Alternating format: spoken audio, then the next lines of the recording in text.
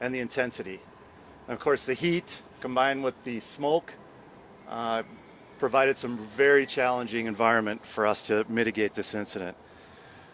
I also want to thank our police partners. They supplied a drone that was airbound and hovered above the fire scene for almost the entirety of the incident. It allows us to tell exactly where the heat spots are in the ceiling area, and allows our aerial apparatus to pinpoint those locations and put water on the fire. The EPA and the Health Department, Salt Lake County, continue to monitor the air quality. They did so throughout the evening and then continue with pre-existing monitoring. We anticipate it's approximately $5 million in loss through the 5 buildings and associated damages. And as you can hear, the tracks line is currently open. That's the update I have for you right now, and I'll give this some time to Mayor Mendenhall. Thank you, Chief. The fire that happened last night is a tragic loss for Salt Lake City.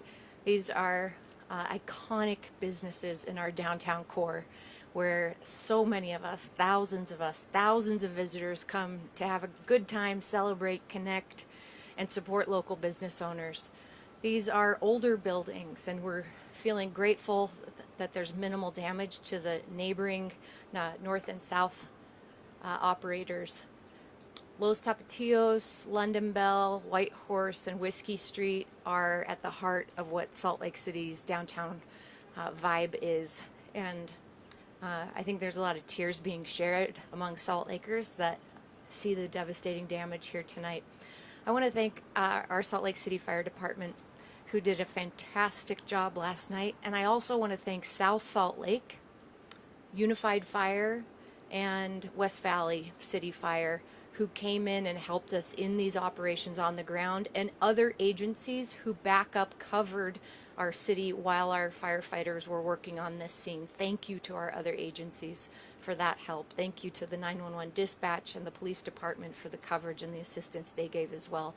And now I want to say that our economic development team of Salt Lake City is out here. They're in the audience right now. They're making contact with these business owners and the building owners, because Salt Lake City has an emergency loan fund that we are able to stand up, and we will be doing so and working with them with no interest loans to help them cover some of the costs once they get their insurance assessments done.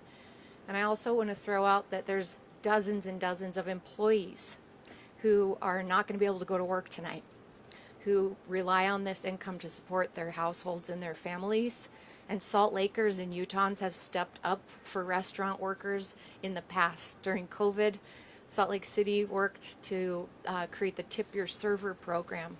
And I think that I know this is something Salt Lake City is going to be looking into today, because these insurance replacement costs that the owners may be able to get often don't trickle down to their employees and their lost wages the way that we know that they need. So we're going to be working as a city to support this community.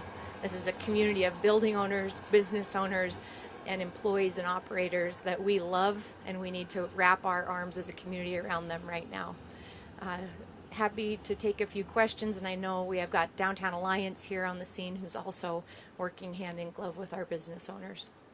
Time for just a couple questions from the media, if there are any. Sorry, say that again. Does this fire show that there may be signs for reforms that may need to be made for building structures and fire control and all that? Sounds like your question. Well, we have several buildings of this generation and this type of construction throughout Salt Lake City. So codes, of course, they exist for a reason, to reduce the fire loss and obviously to save lives. But most of those codes apply to new construction or significantly remodeled construction. Mayor, do you want to see restaurants return to that area when they do rebuild? Yeah, we want to see these restaurants return. And the feeling that I'm getting from the folks who are associated with these restaurants and the building owners is that they want to come back as soon as possible. We want to make that happen. And the city will work with them to try to expedite their permitting process and their inspections to make sure they can do it as fast as possible. Yes? You mentioned emergency loans and helping these businesses recover.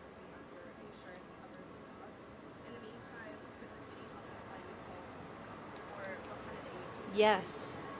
That you asked about homes? Yes. Great question. So just last October, Salt Lake City started a tenant resource program. It is located with our partners at the community CDC, Community Development Corporation. They're on 17th South and about 5th East. We have funding. We help navigate to find affordable housing, and those housing navigators are there 5 days a week. And any employees or folks whose incomes are impacted by this, we would love to connect them. We will be reaching out to the business owners to let them know about this tenant resource center that we operate. So it's both funding and housing navigation to try to find locations. Yes. Question for the chief. Can you speak in a little bit more detail about kind of what was going on the block when this fire occurred and what the evacuation was like? I know it's a very popular block for socializing after hours, so tell me about what happened. Well, the buildings were occupied as they normally would be on any evening. I think we were fortunate that it was a weekday, and so maybe not as populated as it ordinarily would be.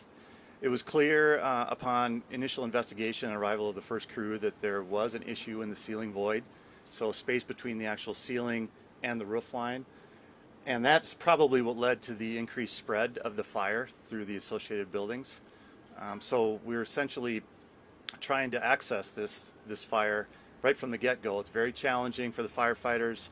We ended up using a lot of aerial apparatus and a defensive operation. It was unsafe to keep firefighters inside the building or on the roof where we normally start our fire attack.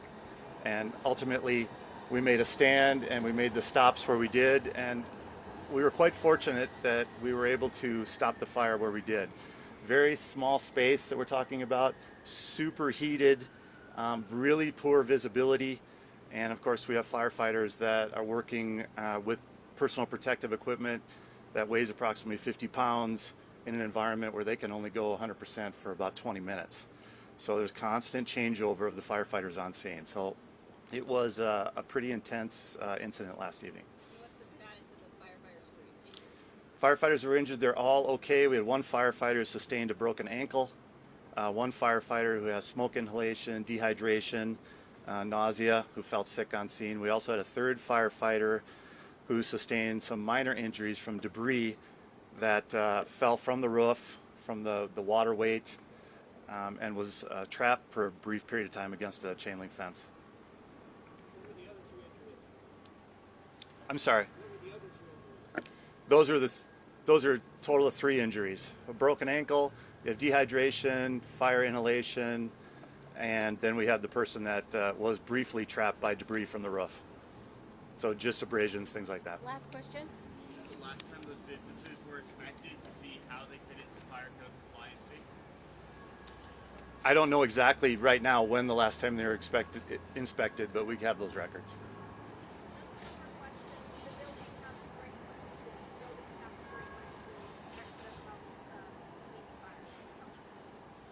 The buildings did have safety precautions within the kitchen area per code, so just over the grill area, but generally the entire building is not sprinklered. Where did the fire start?